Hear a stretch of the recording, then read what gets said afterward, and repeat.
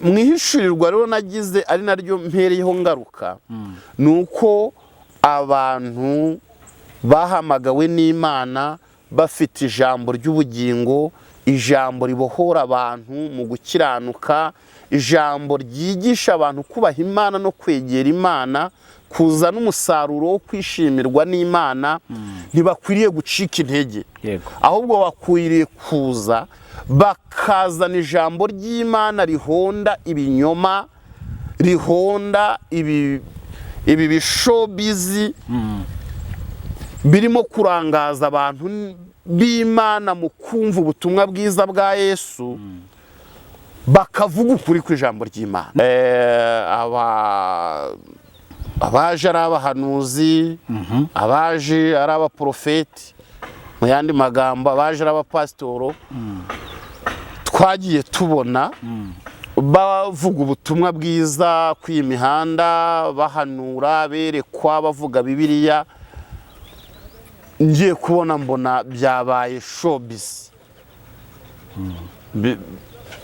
Fasi koko umuntu yaje hano kuri kamera yipresenta ati ndi umuprofeti, ndi umuhanuzi. Yego.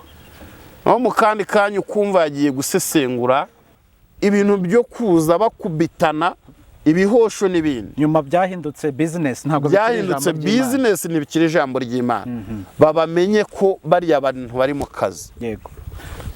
Umuntu uza guhonda mugenzi we ejo akagaruka amusaba imbabazi. Hari nabo nabonye baza gusengana, bamara gusabana imbabazi bakanasengerana, ejo ugasanga bongeye barahondanye. Yego. Nabonye hariya ari akarindagiza kabadayimoni. Ndagira ngo mbwire n'abantu bazarebe ibibera kuri izi social media zitwa ko ari iz'iyobokamana. Abantu amazina agenda avugwa namwe agenda agaruka, bigaragare ko ari nk'akazu bakoze, bahimba akazi runaka. Ntibatandukana, bararwana, bakongera bakanikiza, kandi byose bakabikorera kuri social media. Nabakubarira ntitubavuga ntabwo ari ngombwa, ariko abarwana kuri social media bakongera bakikiza barazwi, abahora bavugwa n'abavuga barazwi. N'akazu kamwe kagizwe n'abantu bagera muri 6.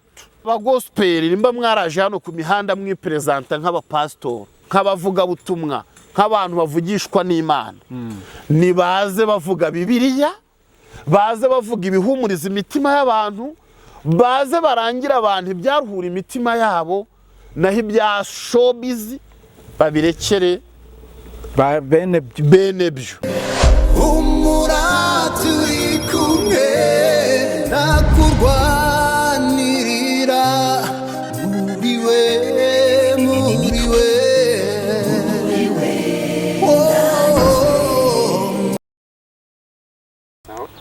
Nongeye kubashimira kandi nanabaha ikaze kuri Rwanda Gospel Show. Amazina yanjye nitwa Tuyizere.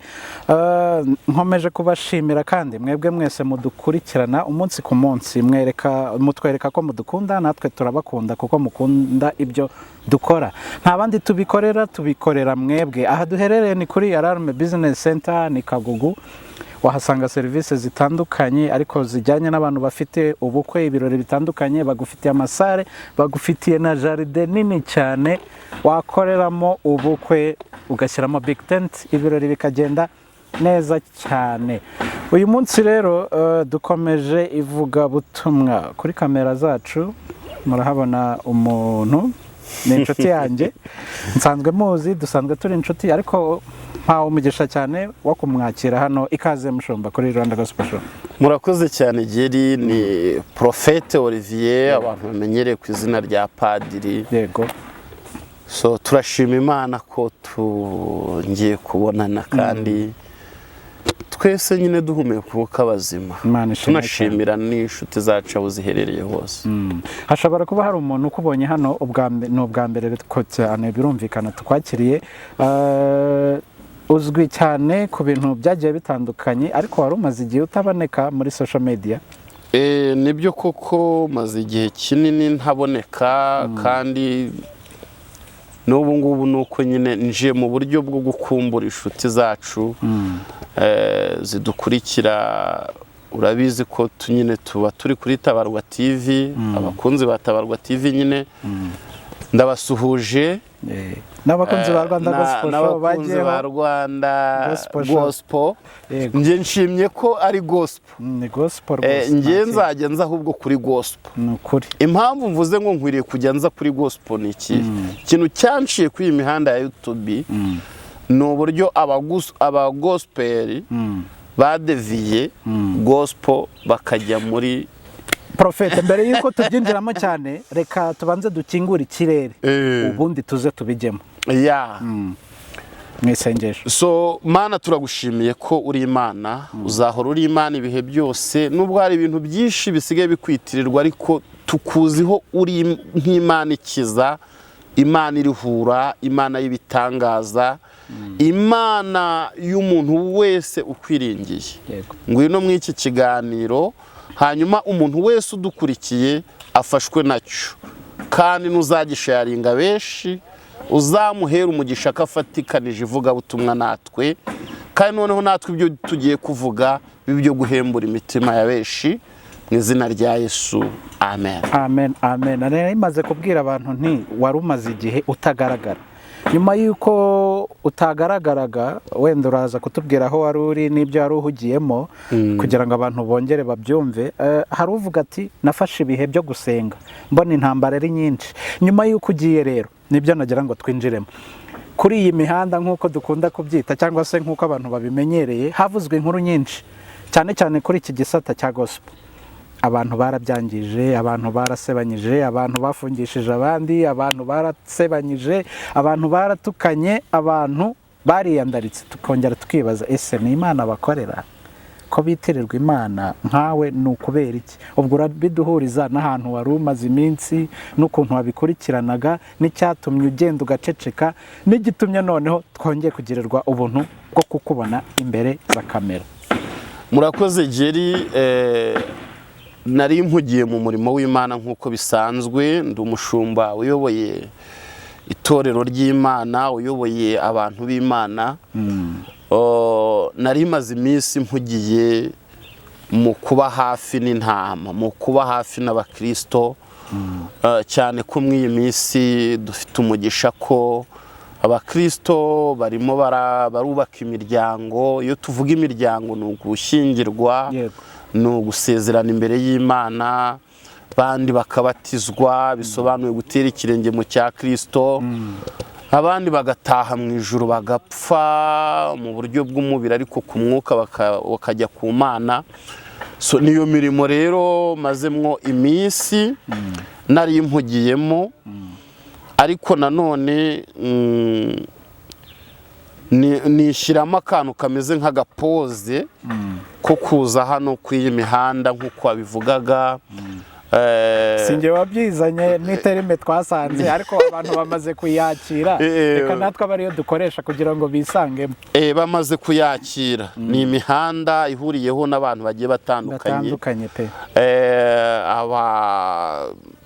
Abaje ari abahanuzi, abaje ari abaprofeti, mu yandi magambo abaje ari abapasitoro.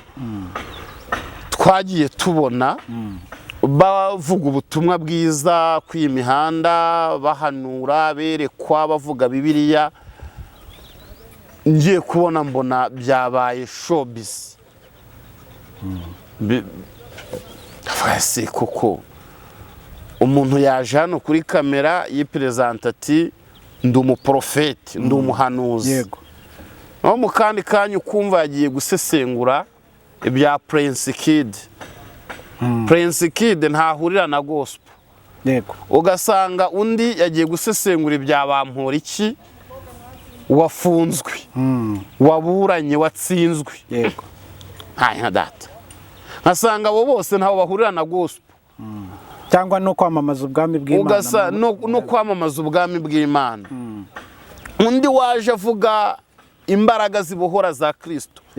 Ugasanga yagiye gusesengura ibya Miss Rwanda. Uwo Miss Rwanda abeshejweho nyine no kugaragaza ubwiza bwe,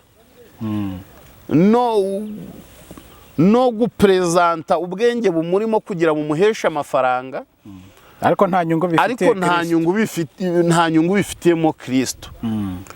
None ugasanga abo mu gice cyacu cya gospel niho bashize imbaraga nyinshi mu gusesengura ibintu bidafite aho bihuriye n'ubwami bw'Imana. aha nakongera rero nanjye buretse gato noneho nanjye naza mu gihe cyo kugira ngo nyuzemo message y'ubwami bw'Imana no kuhumuriza abantu bafite imitima yihebye ko Kristo ari umwami kandi ari umunyembaraga ku kibazo cya buri muntu. Nkasanga nawe mwanteguriye ibintu bijyanye n'imitego yo kuvuguruza babandi kugira nisangemo. So ndabireba ndavuga inti rero Olivier uzwi nka padiri, Olivier uzwi nka profete, Olivier uzwi nk'umunyamasengesho, nk'umuntu Imana yahaye impano zo gusengera abarwayi no kwirukana abadayimoni, noneho en plus umushumba uyoboye itorero nka ririya wabonye ririmo abantu b'abentelectuel, abantu benshi babona nk'umushumba wabo nyine ukwiriye kuba hari ibyo agomba kuvuga bimureba.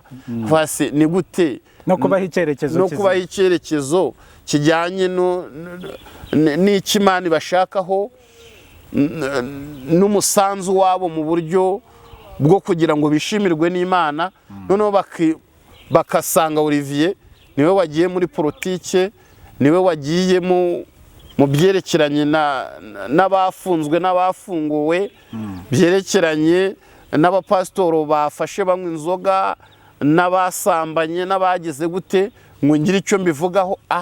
Ndavuga inti oya, nkwiriye kumenya uburyo nkwiriye gupunguzaho ibijyanye n'ibyo ngomba kuvugira aha kuri iyi mihanda. So niyo mpamvu rero wampamagaye kuri channel yawe ya gospel, Rwanda Gospel Show, ndetse na Tabarwa TV. Ko Tabarwa TV bisobanuye ngo ni ugutabara abababaye, ni ugufasha abantu bakeneye gufashwa no kubahumuriza ijambo ry'Imana. Nta wundi watabara abantu, ni Imana yonyine. Ni Imana yonyine na Kristo. Iki kibazo umuntu yibaza. So ndavuga ni rero nta mpamvu n'imwe yo kutaza gutanga umusanzu wanjye mu byerekeranye nyine n'inzira ya gospel. Urakoze cyane Olivier, ubisobanuye neza, ariko nanone ndagira ngo nkubaze aka kantu muri uko kwiheza kwawe. Ndumva warafashe umwanya ugirana ibihe byiza n'Imana, cyangwa se urushaho kuyegera. Ni iki yagiye guhishurira ku bintu bibera kuri iyi mihanda, ku bintu wasize? Ndakeka hari ibyo wagiye ukurikirana, hari ubuhanuzi bwaje, hari abakozi b'Imana biyandaritse bagiye bavugwaho ibintu bitandukanye. Ni iki mu by'ukuri Imana yaguhishuriye? Ni iki Imana ishaka ku bakozi b'Imana bayo bari kuri iyi mihanda? Kuko ubu bwari uburyo bwiza bwo kwagura ivugabutumwa rikagera ku bantu benshi, rigahembura imitima y'abantu benshi. Ni iki Imana yaguhishuriye muri ibyo bihe byiza mwagiranye umaze kwiheza hano? Ikintu gihari ihishurirwa naje kubona, nubwo abantu benshi, hari abantu benshi nagiye nabonye birimita bitewe n'ibyo ari kugenda babona byo guharasingana, gukubitana kw'abapasitoro, gusebyana kw'abahanuzi n'abavugabutumwa.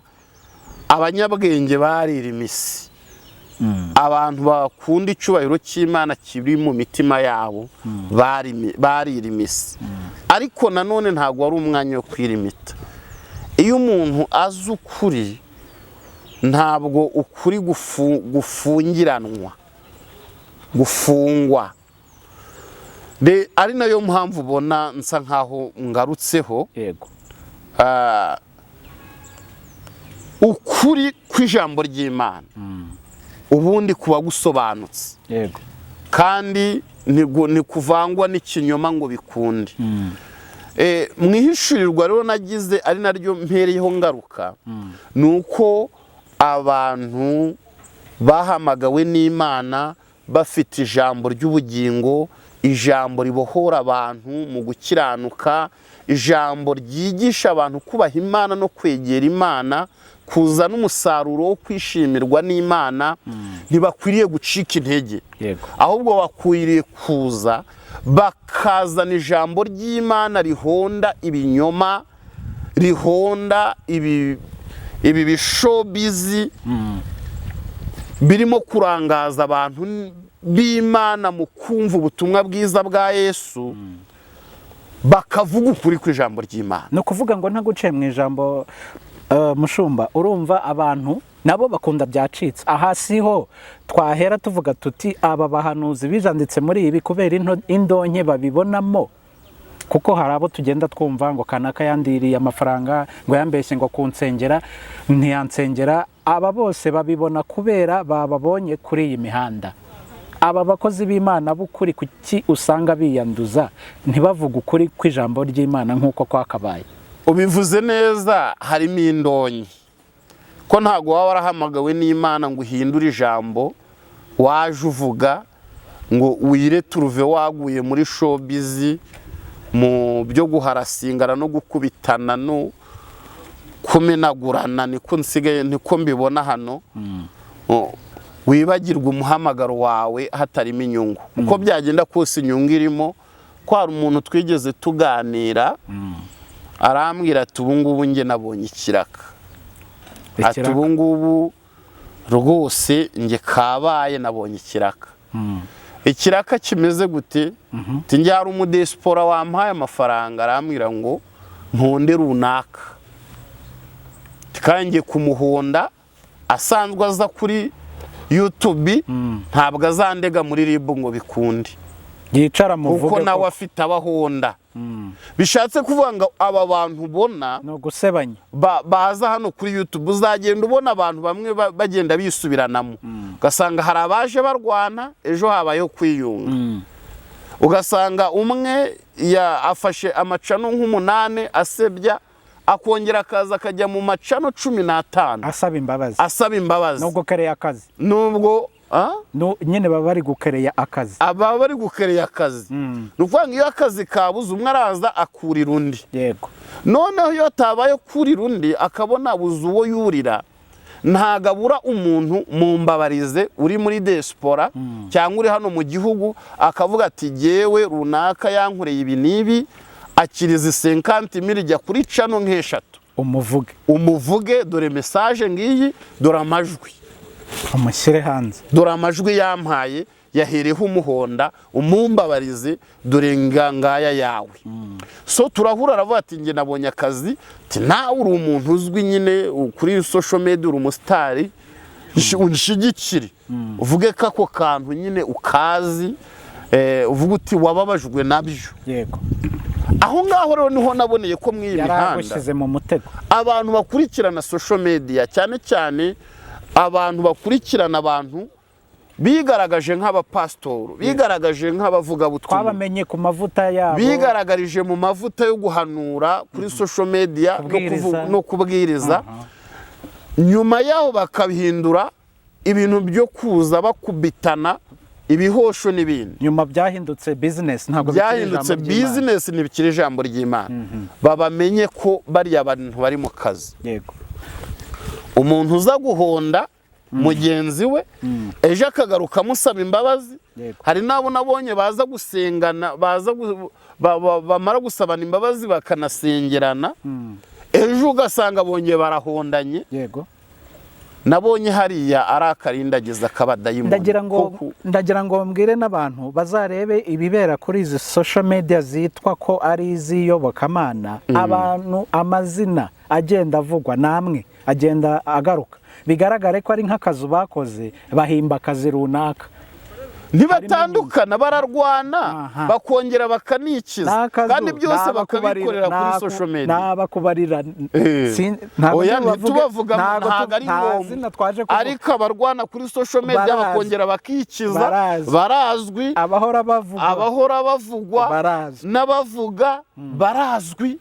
N'akazu kamwe kagizwe n'abantu bagera muri 6. Yego.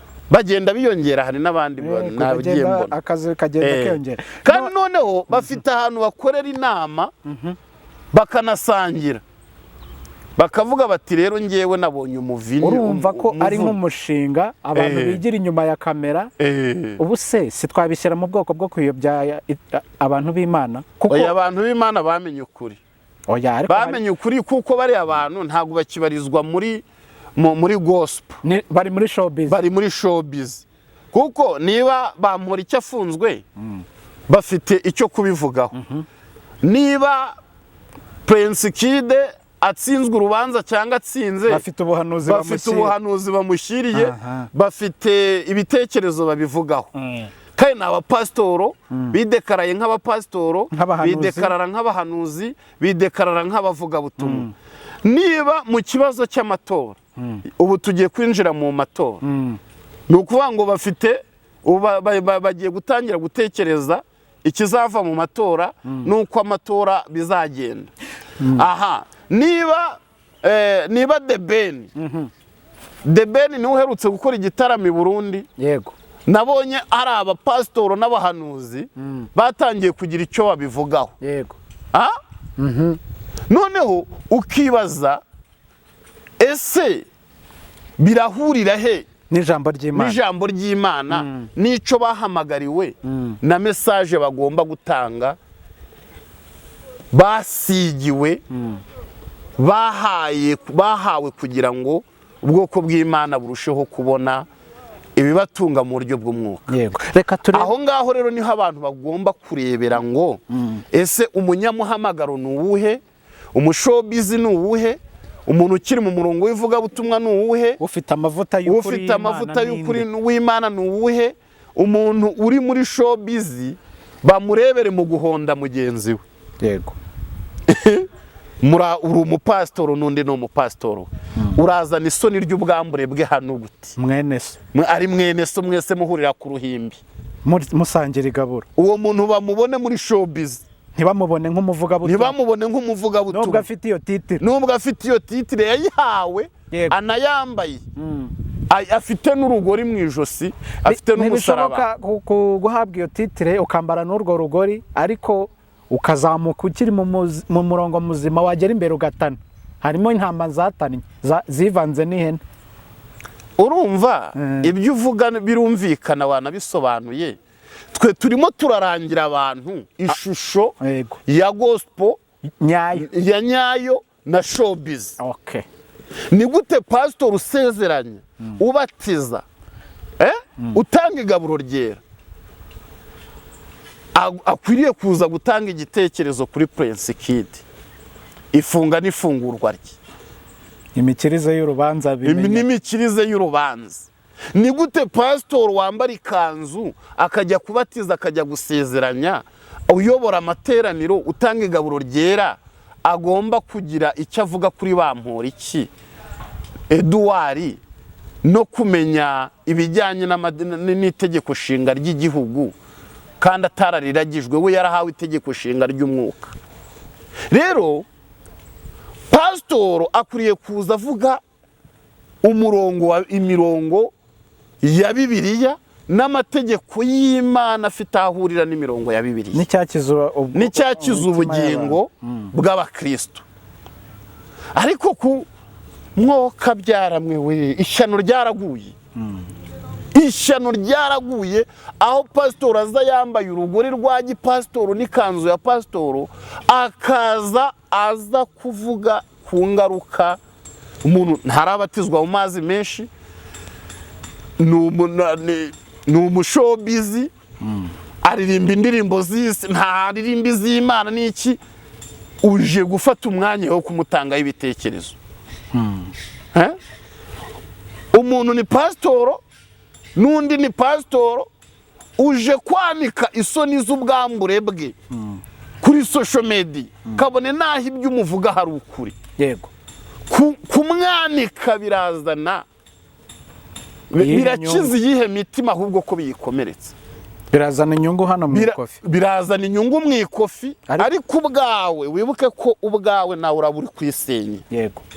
Ko urimo kwirangiza uruhande rumwe. Biraza gufasha iki mu bagukurikira bakubona ku ruhimbi wawe ubwiriza, utanga igaburo ryera, ubatiza abantu. Rero reka mvuge gutya ko hano turi muri gospel. Yego. Abagospel nimba mwaraje hano ku mihanda mwipresenta nk'abapastor, nk'abavuga butumwa, nk'abantu bavugishwa n'Imana. Nibaze bavuga Bibiliya, baze bavuga ibihumuriza imitima y'abantu, baze barangira abantu ibyaruhura imitima yabo, naho ibya showbiz babirekere bene byo. Banabihuguriwe. Yego. Babifitemo n'izindi nyungu zabo, babirekera abakinnyi b'amafilimi. Yego. Ubundi uzika bavuga butumwa hano basigaye bameze nk'abakinnyi b'amafilimi. Inyungu y'umuvuga butumwa, inyungu ya pasiteri, ni ukubona abantu benshi bihana, kubona umuryango w'Imana waguka. Yego. Ni ukubona abantu benshi bava mu byaha, bava mu nzoga, bava mu busambanyi, bava mu bintu byo gusebyana, bava mu bintu byo kurwana, ahubwo nibo bari kuza kurwana, nibo bari kuza gusebanya, nibo bari kuza guterana amagambo, nibo bari kuza gusubizanya kuri social media.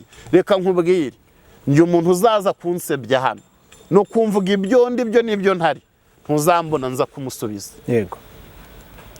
Umunsi wabonye nza kumusubiza, niwo munsi nzaba nabaye umushobizi. Kuko ibyo byose uzi impamvu babikora. Ubushakashatsi nakoze ni uburyo bwo kugira bamenyekane, views ziza ari nyinshi, bahinduka abasitari. Hari ikintu noneho abantu bishoyemo cyane, ari nacyo kiri gutuma bakora ibintu bidakorwa, bakavuga ibitavugwa.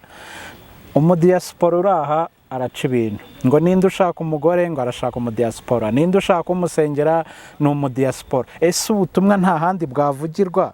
Umugisha uri muri diaspora, hano mu gihugu ho nta mugisha uhari. Baba we, umuntu rero ukire, umuntu uri hano kuri izo social media ategereje umugisha uva muri diaspora. Abantu usanga imitwe yarashyushye, barasinziriye. Diaspora. Abantu bataragera i Buraya nibambaze njye nagezeyo. I Buraya umudiaspora arahembwa 2,000 by'amayero.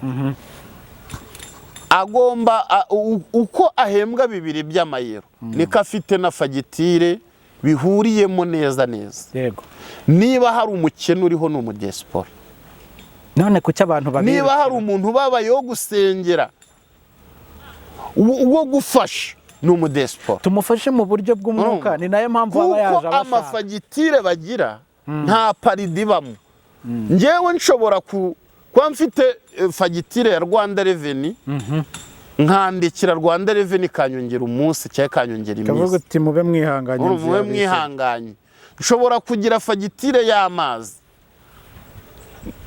Ewasa ntago baza gufunga amazi, nishyura make bigakunda, cyangwa se nkarenzaho iminsi 35 nta penalty baho. Abadiaspora babayeho nabi, nabo gusengera ndetse no gufasha no kwitaho. Umuntu rero uba wumva umuntu iyo yumva ngo umudiaspora, iyo yumva ngo umuntu ari i Burayi, iyo yumva ngo umuntu nguri i Burayi ngo yateye imbere ngo ari hejuru, bigatuma ukora ibyaha, bigatuma ugoreka ijambo ry'Imana, bigatuma ukora amahano, ngo fokasinze ku mudiaspora. Ufite ubuyobe buri hejuru, buri too much. Yego. Urumva? Rero akenshi nk'uko bivuze, abantu barakora amakosa muri gospel, cyane abahanuzi. Gira inama abahanuzi bahugura mu cyane abahanuzi n'abantu bafite umunwa munini cyane, barcyaje umunwa. Kenshi bagwa mu makosa kugira ngo barebe ko bahura n'umudiaspora. Ariko rwose reka mbabwire, umugisha w'Imana uba ku muntu. Yego. Umugisha w'Imana ugenda ku muntu. Utekereza ko Imana yanyura ku mudiaspora ukazamuka ugakira ukagera kure? Ntabwo ariko bimeze. Bibiliya iravuga ngo kubaha Imana nibwo bwenge, kuva mu byaniko kujijuka. Iyo niyo password. Imana yaguhera umugisha ku muntu wabonaga nk'umukene nk'umutindi, ejo Imana ikamuzamura ikamuha umugisha, akaba ari we uba irembo ry'umugisha wawe, ugatera imbere ukagera aho wumva ugeze. Ntabwo rero kwibeshya ku mudespora, ku muntu runaka karufokasingaho ubeshya ubuhanuzi butari bwo, ukora amanyanga kugira ngo akwemere agukunde, aho ngaho uba wibeshye. Umugisha aho wawushakira hose, aho Imana yawe, ahantu hose Imana yaguhera umugisha. Nicyo kintu navuga. Tugana ku musozo mushumba, tunasengera abantu kuko imitima irarushye. Gira inama abahanuzi, abavugabutumwa baza kuri iyi mihanda, bitware gute? Ababakurikira bo barasabwa iki? Batoranye iki? Baramenya uwo kuri ari uwuhe? Abantu rwose nibasome Bibiliya, yego, bongereho gusenga. Ikindi bahanga amaso yabo Uwiteka, bayakure ku bantu. Hanyuma bige no gukora, bashyira amaboko hasi. Uwize ubudozi najye ku cyarahana adoda imyenda, Imana izayiha umugisha. Uwize ubwubatsi nafate nivo n'umwiko ajye gushaka akazi. Wize normal primaire education na depose ajye gushaka, ajya kwigisha abana, yigishe kuri de soir, azahabwa umugisha. Uwize itangazamakuru aze hano ashaka inkuru nzima azitangaze, azahembwa, azabona amafaranga. Ariko uzazana umunwa wo gusebya, ribu ikanuye amaso imeze gutya. Uzabesha abantu kugira ngo abakureho indamu, abakureho ibyo yifuza, utwabo, ribu iramutegereje. Uzaza guharasinga Olivier no gusebanyiriza kwizi social media, nabonye ribu yasohoye itangazo rivuga ngo abantu bashyira amashusho y'abantu hanze babasebya n'amafoto barategerejwe. Bamenye ngo barategerejwe. Abantu rero nibaze bavuga ijambo ry'Imana, nimba bararyize baze barisesengure. Urumva abantu basigaye bashaka amafaranga nk'abasezi, ukumva ngo mfite amashusho yawe ukora iki, ngo mpa amafaranga nyaguhe. Jene n'ubwiyahuzi, nge ntabwo nzaza guharasinga umuntu, nzaza mvuge Bibiliya, ntange ibitekerezo by'uburyo umuntu yakubaha Imana, Imana ikamusiga amavuta y'igikundiro agahabwa umugisha. Nzaza mvuge inzira wacamo Imana ikakwishimira. Ariko nuza umbaza Yongwe, ukaza ukumbaza Prince Kid, ntazi ibyerekeranye na proje ye y'ubumisi, ukaza ukambaza bampora iki ntabana nawe muri politiki, ukaza ukampaza ifungwa n'ifungurwa ry'abanyepolitiki, nzafunga umunwa nceceke kuko bingana nko kwishyiramo umugozi ukiyahura. Ukaza kumbaza abashumba basambanye n'abanywanzoga n'abagira bati, nzafunga umunwa kuko bivuga iki ku munyamasezerano, ku munyamasengesho, kubaha Imana, nzabisobanura. Bibiliya irabivuga ngo abubaha Imana bagakora ibyo gukiranuka irabemera, zasobanura ibyo. Ariko ibyo kumbaza kubaguye, kubasambanye, kubagize gutara abakozi b'Imana, ku banyepolitike, kubaki, niwongera kuntumira uzamenye ibyo mbaza kuki Imana ivuga, cyane ko ndi umuhanuzi. Tuzivugira ijambo ry'Imana gusa rwose. Ariko Prince Kid ifunga n'ifungurwa rye, ibya kazungu. Yesu yaravuze ati ibya Kayizari mubehe Kayizari, iby'Imana mubehe iby'Imana. Urakoze cyane Olivier, tugana ku musozo ndagira ngo twisengere Imana. Ariko mbere y'uko dusenga, uduhe contact zawe. Hari igihe umuntu yavuga ati nari mukumbuye, nari narabuze nimero ye, ukuntu umuntu yakubona twasengana se. Imana ibaha umugisha. Rero ni Profete Olivier, ndi umunyamasengesho. Hari ubwo Imana igira gutya ikantera iteka, ikanyuzamo ubuhanuzi bw'abantu nkabubaha, nkabasengera, nkabagira inama. nimero yanjye rero ni 0788 74 26 17. naho mboneka, hanyuma mukomeze mugire umugisha n'amahoro y'Imana. Yesu arabakunda kandi abitayeho. Ibyo mubonera mu imihanda mujye mucencura, ufate ibikwiriye kubafasha, ibitabakwiriye bibasubiza inyuma mu kwizera mubireke. Ariko ibiri hano kuri social media birumvikana bigiye bitandukanye, ariko Bibiliya iravuga ngo uba mu rwisho rw'isumba byose azahama mu gicucu cyishobora byose. Tindabwira Uwiteka ngo urubuhungiro, hungira ku Uwiteka. Uburwayi bwawe bwikorereze Kristo, ni umukiza w'indwara. Ibibazo byawe byikorereze Kristo, abifitiye igisubizo. Naho ibyerekeranye n'amatiku no guharasingana no kutemerana kwa bamwe na bamwe mu biharire ba nyirabyo. Ariko nanone haracyari 7,000 bitarapfukamira Bayali. Bazigira inshuti baracyabwiriza, ba Poso Minyoni baracyavuga ubutumwa, ba Kabanda ninde Julienne Kabanda baracyavuga ubutumwa, Antoine Rutayisire aracyatanga impuguro, aracyafasha abantu mu ijambo ry'Imana. Haracyari abantu b'Imana bari ku imihanda bahagaze neza. Ndimucika intege, mukurikirana ubutumwa buzima. Naho ibyabimuye ijambo ry'Imana bakinjira muri showbiz, ntimubaha umwanya. N'ababakunda nta muruzi ubura umukarabya, hari n'ababakunda, hari n'ababemera, hari n'ababashyiraho comment bavuga ati mukomerezaho. Nabo ntitwabatera amabuye, n'amahitamo yabo. Abari mu gisate cya gospel rero nimuze hano, niho mubona ijambo ry'Imana, niho mubona impuguro, niho mubona amasengesho, niho mubonera indirimbo, niho mubonera amagambo y'ubugingo. Muhabwe umugisha w'Imana. Shalom. God bless you so much. Wakoze cyane mushumba. Amen. Umura turi kumwe.